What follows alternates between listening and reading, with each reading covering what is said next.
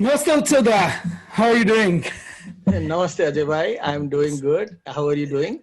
I'm doing fine. So we are on Hindu Lounge episode number 6.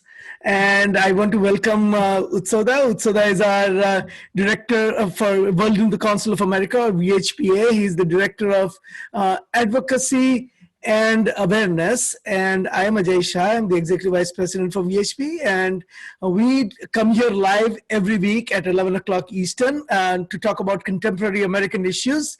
And it's a great place to come together and talk about the kind of issues that American Hindus have on their mind. And this week we have a packed show. We are going to talk about several issues, starting from where we left off last week, and give you an update on what happened to St. Paul in the city council. We are also going to talk about some very interesting archaeological finds in the Ramjanmabhoomi site. And this should put to rest any doubt that anyone ever had about the birthplace of Ram. And we'll talk about that. We will also talk about some of the some of the other issues that are going to impact contemporary Hindus. For example, there are two majority Hindu countries in the world. Actually, there are a few more where the Hindus are in majority, but two most prominent Hindu majority countries in the world, India and Nepal, and they are not on very nice terms right now in last 1 week. So we'll talk a little bit about that. But the real focus of our program today is going to be, how do you build a grassroots Hindu awareness and advocacy movement in America? And the various people have tried it. There has been a lot of attempts, and we'll talk about various aspects of this Hindu movement in America, and how do you build it, and how people can participate in it. And I think that everyone is going to find really interesting. What we want to do is create a playbook in collaboration with you guys, with our listeners and viewers. And how do we become, active at the grassroots level? And last but not least, as every week, I know that many people wait till this very last segment, and that is, we are going to pick the Hindu hater of the week. So obviously we will pick a Hindu charity of the week, and then at the end we will pick the Hindu hater of the week.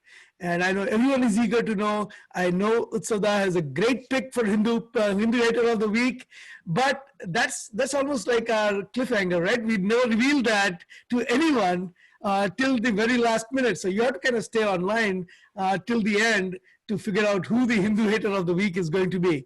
So let me start with a couple of news items, Utsada. So I don't know, Utsada, if you had a chance to look at the news, but for last, I don't know, 300, 400, 500 years, ever since Babur came to India and destroyed the grand temple that stood at the birthplace of Bhagwan Shree Ram, Hindus have been continuously struggling, fighting to regain this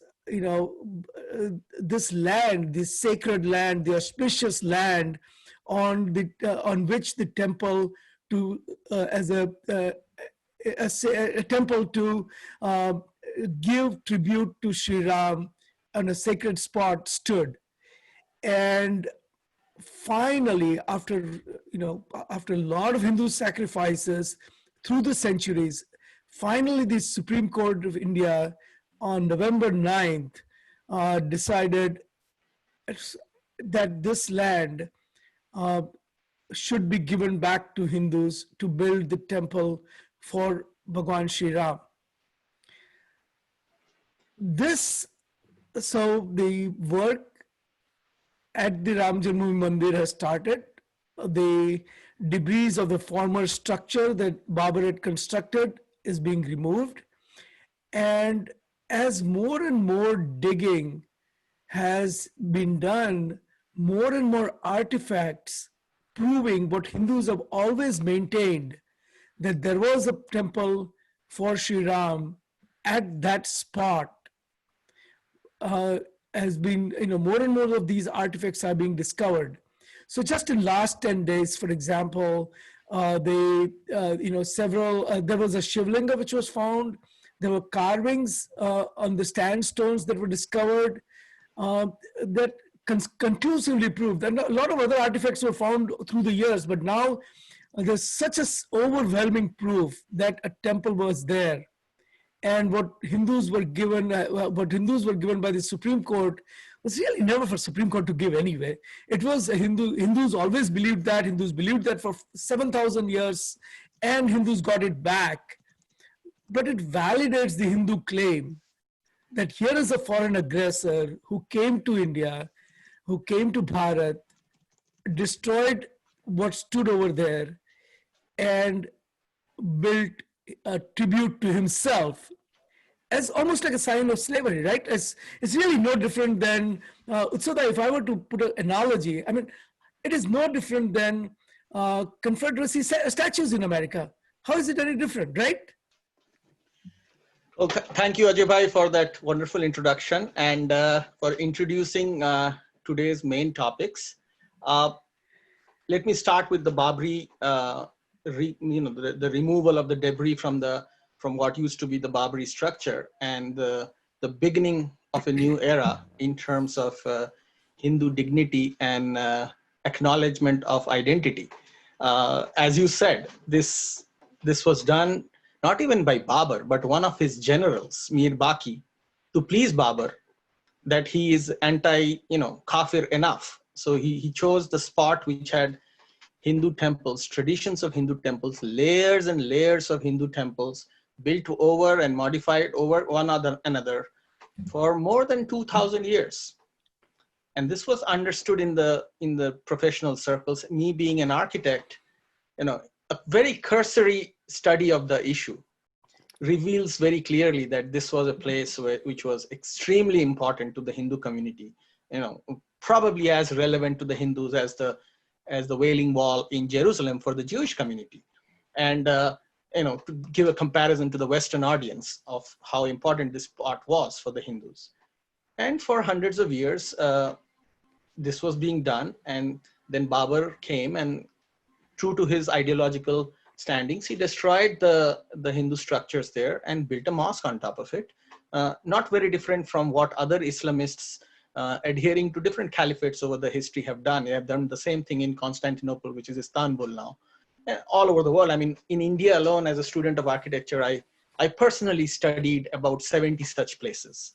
And they're in plain sight. Like you go to, in Delhi, you just travel around in Delhi and you'll see the mayhem that was wrecked. Qutub Minar being one of them, which is basically the mosque of the victory of Islam in India, Kawatul Islam Mosque.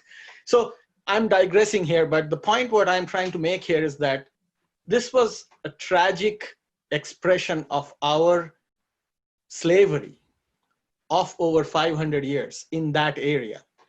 And the process that has begun now with the construction of the new temple is something that is very unique in the history of mankind. It's been very unique in the history of the Indian subcontinent and for the 1.3 billion Hindus that we have finally been able to recover after 150 years of litigation in courts. Imagine that. And we never even tried to make it forceful.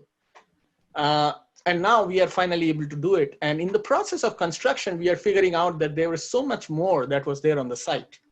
And this is very, very interesting. And I would urge our listeners to observe the process of rebuilding of the temple on the Ramjanmabhoomi site. It is once in a generation occasion.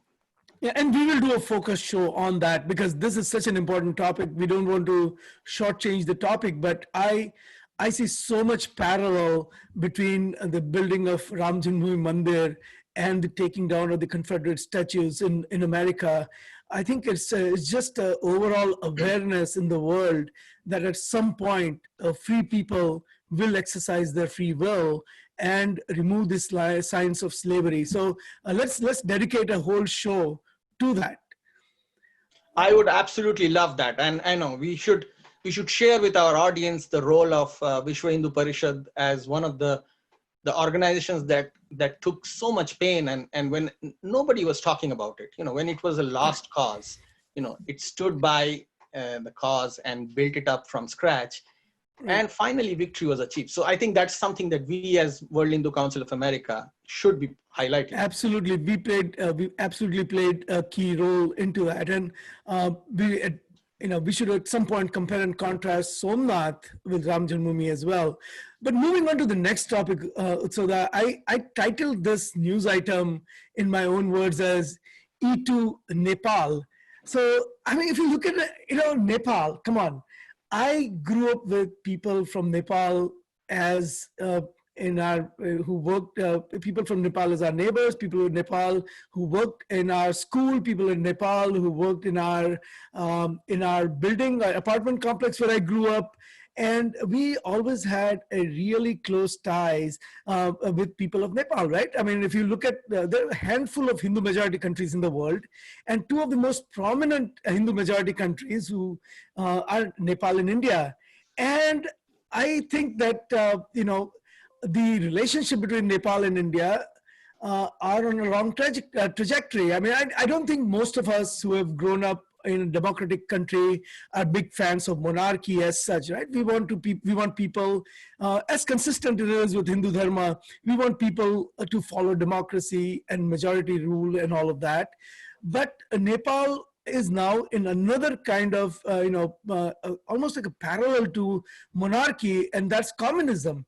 Another way of oppressing people by imposing the ideological will on people. And now the rulers of Nepal are under the spell of communist China, and they are instigating Nepal to pick a fight against India and saying that there are certain the three particular cities, Lipu Lake, Kalapani, and Limpiadura, which were part of Indian territory, has always been part of India for over 150 years. And now Nepal is saying that this area, which is basically a tri-junction between India, Tibet, and Nepal, should become part of Nepal, or they're historically been part of Nepal. And somebody from Nepal said, well, why should we stop there? We should also include, while we are at it, include Sikkim and Bhutan and and maybe even Darjeeling, right? And make it a great Nepal. So what is going on here? Why are two Hindu countries, instead of looking for commonality of cultural commonality, the commonality in our the dharma that we follow, the people-to-people camaraderie that we have, why is that changing? What has happened? Why are the Nepali politicians picking a fight with India? So Ajay, I think there are a couple of historical events and issues that we need to look at to understand this really unfortunate situation that we have with Nepal, or something that's building up not in a positive way. But I don't think it's going to be a really bad thing in future. I think both India and Nepal as countries are very mature and have too much in common and have shared threat perceptions enough in number that things will be resolved. But we have to understand where this is coming from and how this all started. So it's very intriguing that you mention and you keep highlighting the shared Hindu heritage of India and Nepal. But we have to understand that geopolitics in the region has not been looked at through the prism of Hindu Dharma for a very long time. It is only very recently that Hindu Dharma as a belief system, as a set of philosophies, and as a shared socio-religious identity has come up.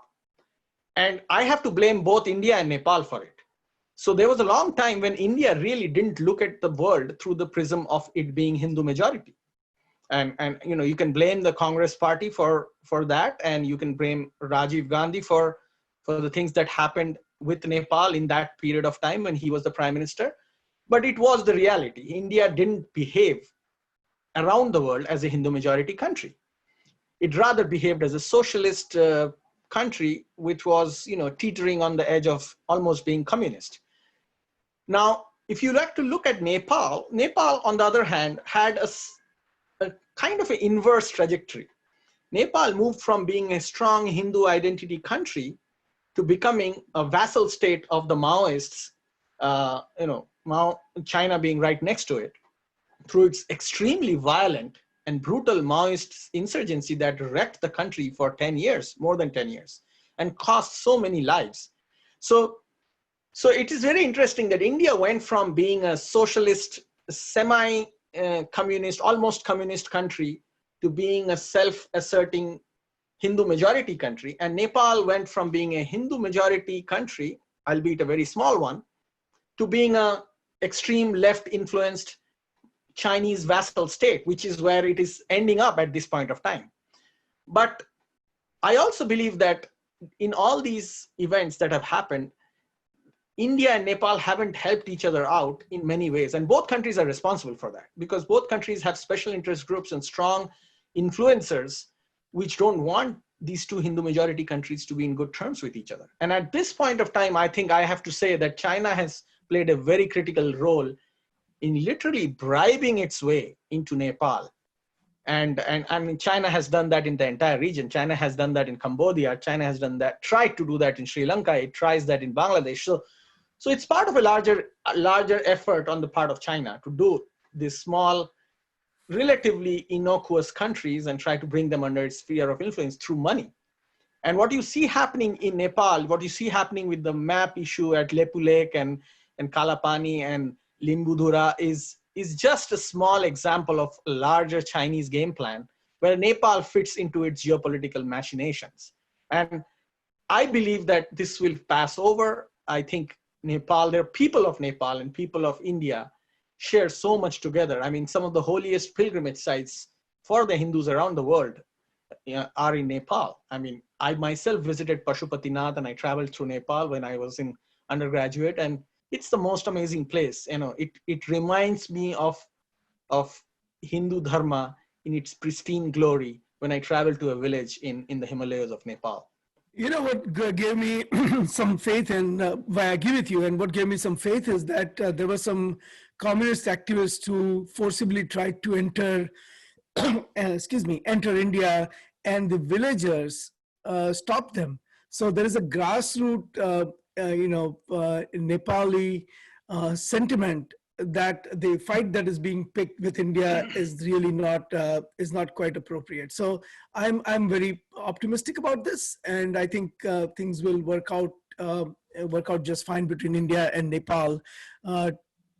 So that the third news item is kind of linked to what we talked about yesterday and what we are going to talk about today. So this is the main event for our show.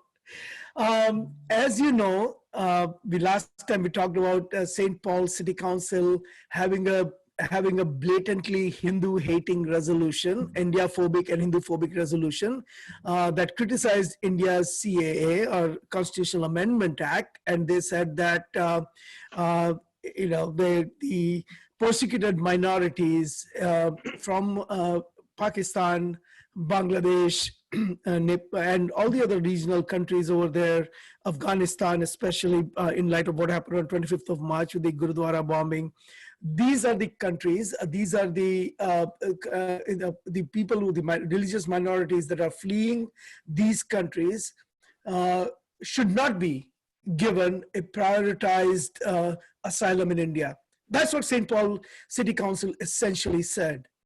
That is contrary to what Joe Biden said, and even someone like Ro Khanna, who is in Pakistani caucus, said that if people who are persecuted religiously, they should be given prioritized asylum in U.S. And St. Paul City Council, under the influence of a lot of Hindu-hating, Hinduphobic organizations, said otherwise. So we actually, as Vishwa Hindu Parishad of America or World Hindu Council of America, we tweeted and we said that St. Paul Council against India is Indiaphobic and Hinduphobic resolution has passed. Hindus of St. Paul put up a good fight. Today, hate and ignorance won, it was 5-0-2. So there's 5 in favor, no one in opposition, and 2 abstained. So what we said was, today hate and ignorance have won, but don't give up. Truth will prevail. Truth will prevail against hate. And we said, support CAA. What we want to do is support the support the persecuted minorities. But so that, I mean, that is past, right? We already talked about it. We covered the issue from all different aspects. And we know that this is a movement that is growing. The Hinduphobic movement in America is growing. Seattle was the first city to pass this kind of a resolution. Cambridge, Massachusetts, which did it behind the closed doors, was second, and now St. Paul. I don't want to look at this as from the external perspective, because we did a lot of that last week, right? So let's look at it let's look at inward. Let's see what can we do as Hindus in America to make an impact today at the grassroots level, like in every city, in every village, in every metropolitan area, in every zip code. What is it that we are going to do in order to make our presence felt? I can tell you, Utsada, that there are more Hindus in probably St. Paul than people who are anti-Hindus. There are more pro-Hindu people, but Hindus are just not engaged. Okay, so I think what we want to do here is how come up with a rational reasoning and maybe some guidelines, and develop a playbook on how we build this grassroots movement so the voice of the unheard Hindus at the local level is heard. And we want to be, at the same time, we want to be proactive and not reactive. And we don't want to be, we want Hindu dharmic ethos, which are, which are ekam sata vipra bahuta vadanti, vasudhaiva kutumbakam. So all the truth is one, the wise see it in multiple ways. The entire universe is one family. Let everyone be happy and healthy and prosperous. The core underlying Hindu principles. How do we, how does that get accepted in American mainstream? How does that translate to diversity and awareness and community involvement and other issues? How do these Hindu ethos, the positive Hindu ethos, become ingrained in American way of thinking? That, to me, Utsada, is a lesson from St. Paul. What do you think? So thank you, Ajay, for giving that idea about, giving our audience an idea about how things panned out in St. Paul. And one thing I observed, and this is something that we all have to look at, is that the people who were happiest after the resolution was passed at the St. Paul City Council were not the people of the City Council, but it was Council for American Islamic Relationships, which put out a huge poster saying victory, declaring victory. So we can see where the influence was coming from, where the money was coming from, and who was running the agenda there. Which leads me to the next point, which is what you were trying to get to, is how Hindu community responds to similar things and more that will happen to us in future, but in a positive way, in a proactive way. And my answer to that would be, and that is how I usually always try to respond on such issues when people complain about things happening against us, when Hindu haters are active, is to come up with a proactive, positive, progressive, organized policy. So you need to understand the world, you need to understand what's going around us and identify what is it that is driving the hate against us. But we don't respond in kind, we respond by educating people and organizing people. And I think both of these are very important, because unless we have an understanding through education of what is happening, we cannot organize. There's no reason to organize otherwise. And unless we organize, we cannot act proactively, because we are always going to be one step behind those who are Hindu haters. And that again leads us to a vicious cycle of dealing with the situation that happened in St. Paul and in Seattle and other cities. So this is going to be a continuous process. We are dealing with forces that are driven for whatever reasons to promote this kind of a narrative. And we have to fight it through organization, education, and proactivity. So that I really well put, right? So let's take one, let's take these, what kind of impact and in what areas we can create the impact at the grassroots level. So when we say that we want to have impact at every level, one of the places that I see the impact happening is at the city council levels, right? And at city council levels, I look at, there are blatantly anti-Hindu ordinances and resolutions that come out, and we just saw that and we talked about it. But there's also advocacy on issues from the Hindu perspective. For example, on environment, diversity and inclusion, poverty alleviation, and homelessness, and a lot of other, host of other issues, right?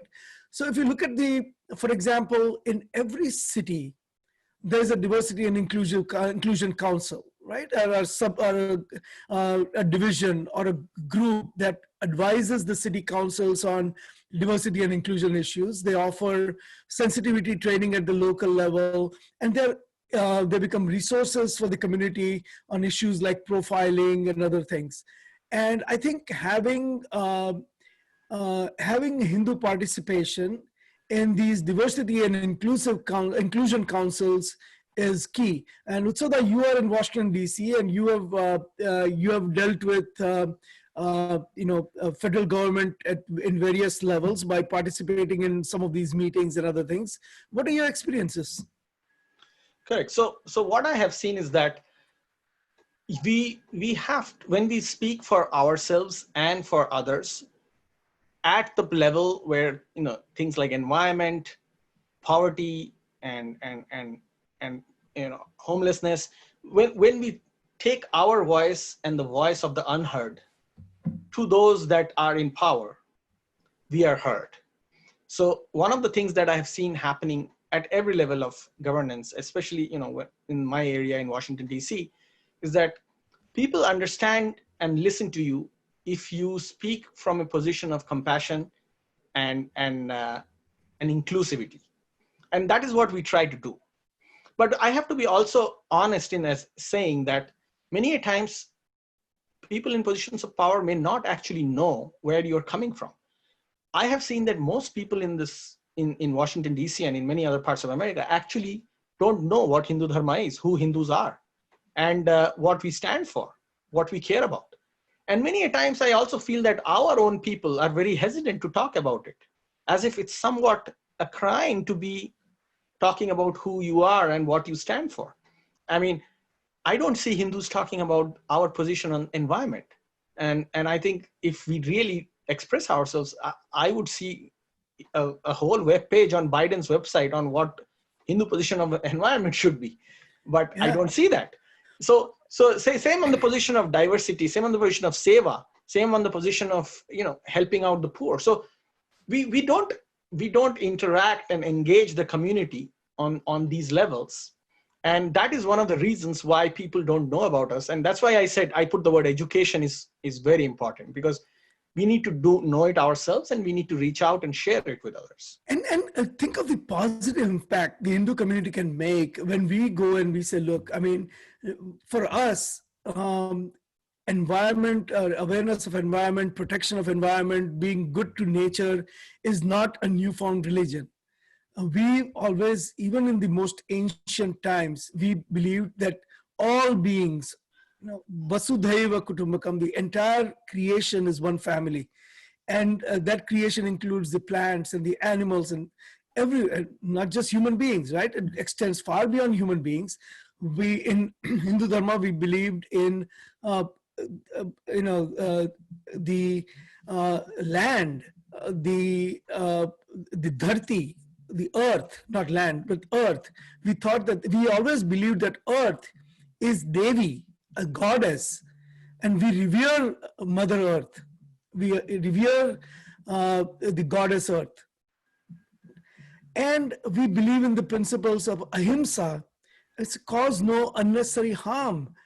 Do not do, we don't believe in violence against, against nature in any way, shape, or form. And we should probably do a whole show on this, on what Hindu thoughts on environment is. But these are something that are ingrained in every Hindu's being. This is one of the key Hindu ethos, right? And if we were to take this ethos and we were to go to every city council in America and say, we support the recycling movement, we support the hyper-local issues, we support the protection of parks, and we support protection of open spaces, and just extend our Hindu ethos out to communities. Can you imagine the powerful coalition Hindus can form to protect Mother Earth? I agree, and I think we have not done a service to ourselves and to our communities where we live by not doing enough of that. And I think that's something we should work more and more on. And I would urge all our listeners to, reach out wherever you live, whether it's in South Dakota or in Arkansas or in New York City and Washington, D.C. or Bay Area. I mean, reach out, be participatory in your community events, and share your Hindu ethos, share your ideas, share where you come from in terms of morality, ethics, ahimsa, and don't hesitate to share it with people where it comes from. Like, there was a time long ago when I used to share quotes from the Upanishad, and I realized that if you search Google on the same quote that is there on Upanishad, you will find 50 other people sharing the same quote under the name of Rumi or some other person somewhere else in the world, because we just never care to share. Right. So that's where I realized that this is important. This is important. Sharing where you come from in terms of morality, ethics, and ideology is very critical to letting the world know who you are. And that reduces prejudice. It doesn't increase it. And similarly, right? I mean, I think one of the things that, what we have not done as effectively as we could is also share Hindu thoughts on, inclusion and diversity, right? I think we have not participated in that dialogue as much as we should. And again, this is something that at every level, if we were to participate and let people know what our thoughts are, I think the perception that Hindus have, that this is the community that is interested in its own economic well-being. They want to be, they want to keep to them. They want to just be good at studies, find good jobs, be doctors or computer scientists or great business people, own big motels and things like that, and not be really engaged in community issues. That perception goes away, and these are important things because profiling and subtle discrimination and all of those things, they people at some level or the other, many people, I would not say all, but some people at least in local communities experience. And there has to be a certain amount of vigilance at a local level, at the community level, of people who can educate the rest of the people. I mean, I can envision a Hindu representative in each city and who is well trained in these issues can go and give talks on diversity and inclusion. And maybe it works both ways, right? And I think that when a Hindu is setting up a business, whether it's a software company or whether it's a motel or a restaurant or any other business, maybe Hindus can invite other parts of the local community to give a talk about the need for diversity and inclusion, and making sure that the businesses they are running are all inclusive and are and are not discriminatory in any way, and they're incorporating the local community appropriately. For example, they are not in any way discriminating against people who have a particular sexual preference, or they don't exhibit any racial preference, all that. So that two-way dialogue uh, based on Hindu ethos at a local community is also going to be equally important. I agree. I agree. And I must put a caveat here saying that, it may not be all a bed of roses in the process of the engagement. We as Hindus do face discrimination.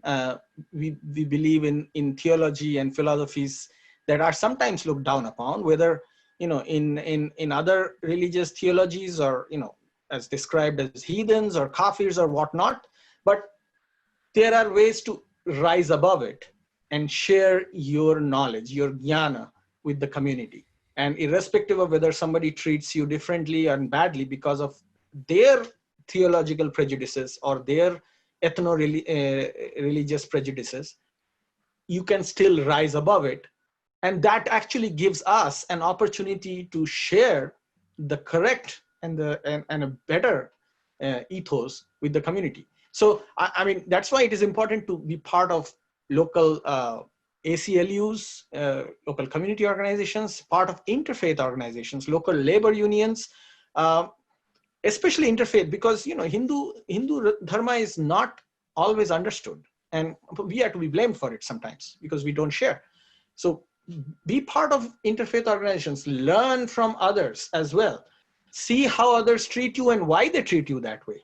I mean, in my experience of dealing with interfaith organizations, I have learned so much about where the prejudices against Hindus come from. Many of it sometimes comes from very basic, fundamental theological concepts in some other religion. And once you explain yourself in a better way, people look back, take a step back, and sometimes question their own religions about it.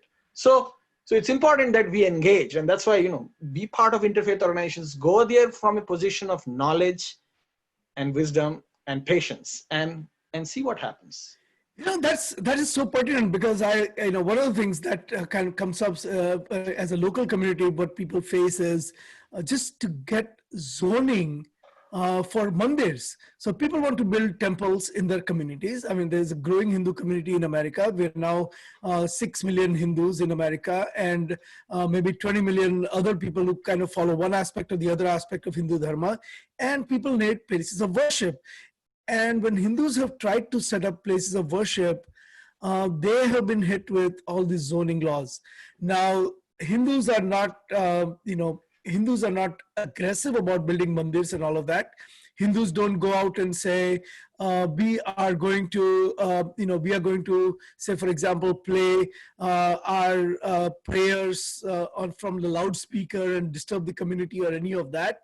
We just want a place of worship where people can actually go and peacefully conduct their prayers. And in community after community, because of ignorance, because of maybe our apathy towards local issues, we have faced a lot of issues when we go for zoning. So there is a pluralism project that is run out of Harvard University, and they have done a study titled "Not in My Backyard." And I share some interesting findings from that.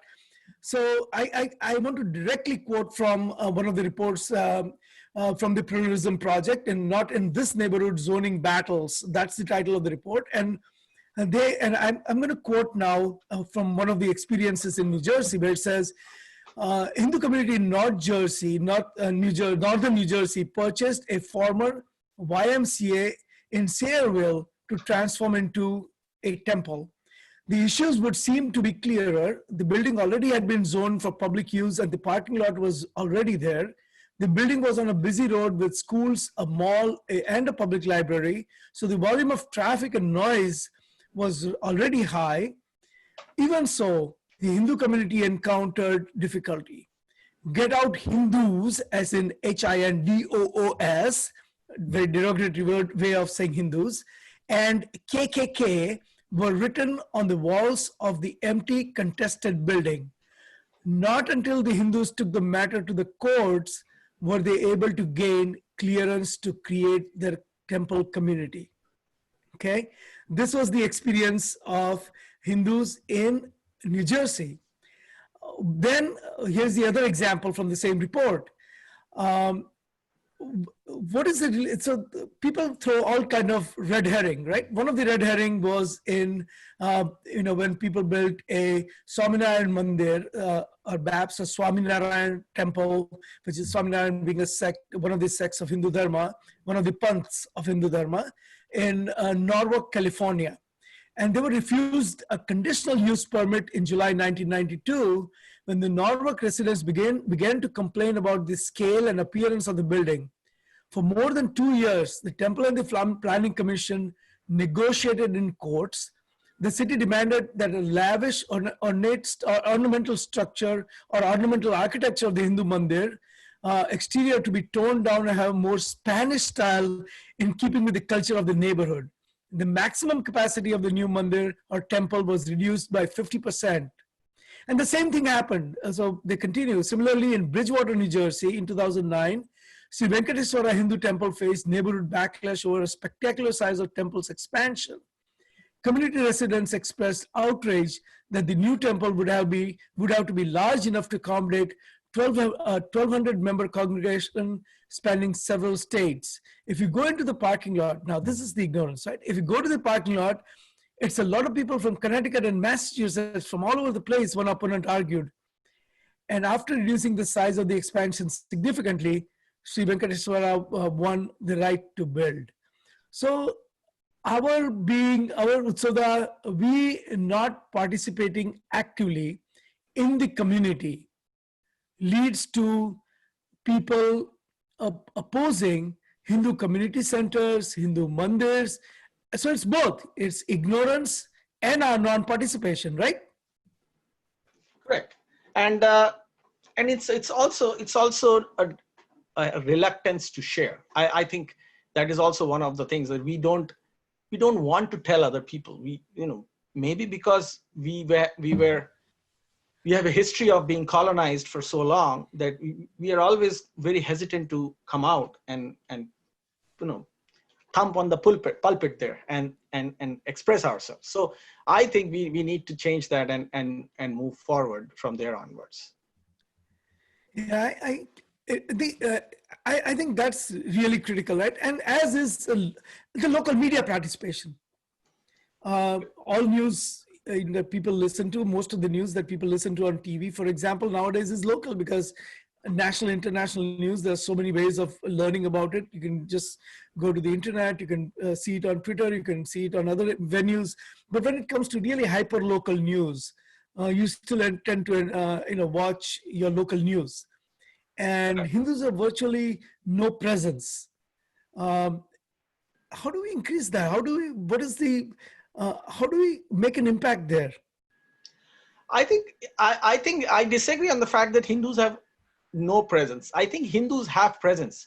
Hindus just don't show their presence as Hindus, and that's I think where I'm coming from. I think one of the things Hindus don't like to do is to say that they are Hindus out there in the communities, and that's what I'm coming from. They are hesitant, and there could be historical trauma about it, and that could be another topic of discussion where I would be happy to share my opinion on where that hesitance comes from, through a long history. But I do believe that sometimes we are there, but we are not there because even though we are there. So it's about how you share your opinions, how you express yourselves out in the community as Hindus. And right.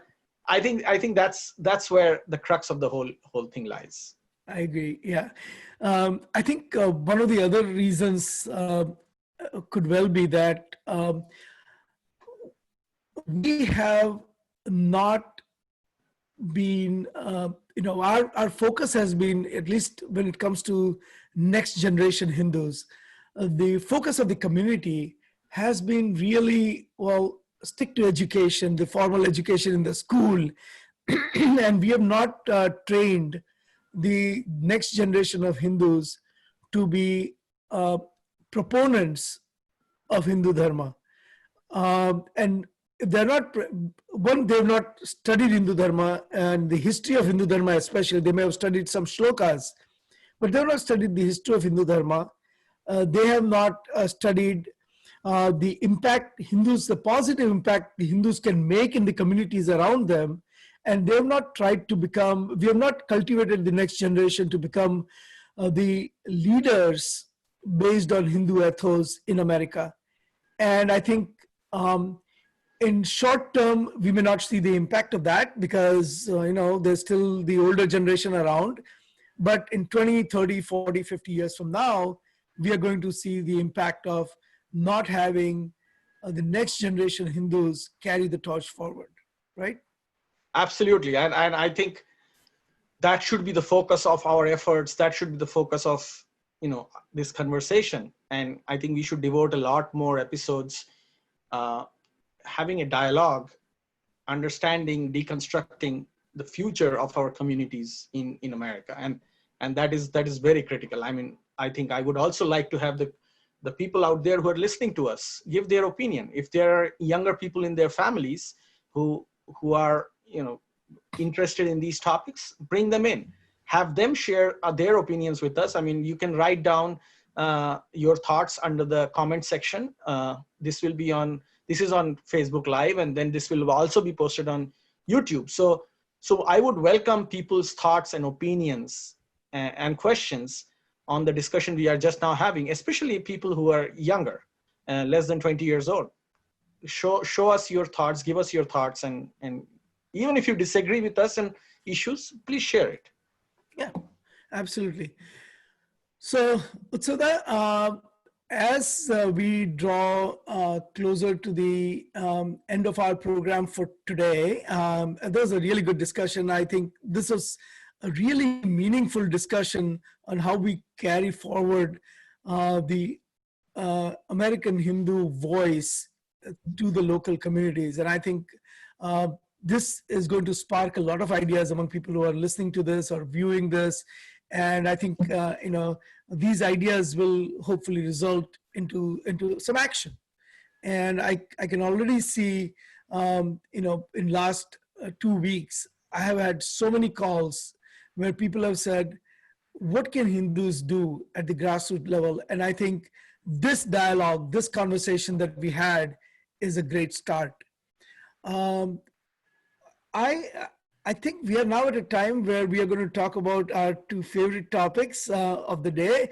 So why don't we, and for all those who are holding on to the last segment, please wait for a couple of more minutes.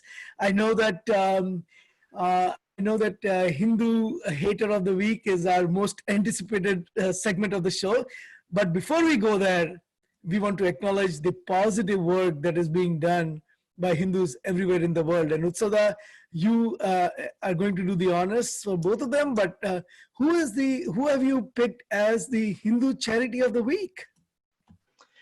Thank you, Ajay. And I am going to say the Hindu Charity of the Week is Bharat Sevashram Sangha. It's a charity organization that is present all over the world. It originated in Bengal, in India. And it has a very strong presence in the Caribbean, in Guyana, in Trinidad, and of course in New York and New Jersey as well, and in other parts of America. The reason I picked Bharat Sevashram Sangh as the charity of the week is because they have done a lot of work in the past week, especially in the past 4 days, since the tragic cyclone that visited Eastern India went through Odisha and Bengal and also Bangladesh. And it led to a lot of loss of lives. Almost 100 people are dead in Bengal itself, and immense loss to property and trees and nature and human resources. So Bharat Sevashram Sangh has been at the forefront for many years, for decades, in serving people, especially during times of calamities. And they have already started doing a lot of work. And I would urge everybody to visit the Bharat Sevashram Sangh website in America as well as in India and donate to them for the cyclone Amphan relief. And I think, thank them for the work they're doing. They are not very net savvy. They are silent workers on the ground. So you will not see Facebook posts with two pictures asking for money, but they do the work on the ground. So make some effort, visit their website. It's harder than just donating on Facebook, but it's worth it.